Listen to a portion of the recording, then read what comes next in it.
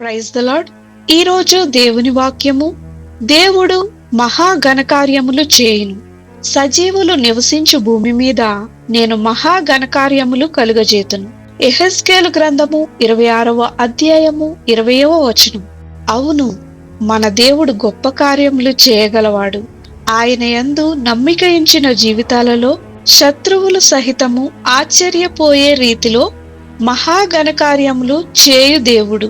ఇక జరగవు అని అనుకొనిన కార్యములు సమయము మించిపోయినది, మన చేతులలో లేదు అని ప్రజలు చేతులెత్తేసినప్పుడు, ఈ విధంగా జరుగుట ఎవరి వల్ల సాధ్యము కాదు అని ప్రజలు ఒక ముగింపునకు వచ్చినప్పుడు, మనము ఆశ్చర్యపోయేటట్టుగా తన ప్రజల కొరకు గొప్ప కార్యములు దేవుడు చేయును.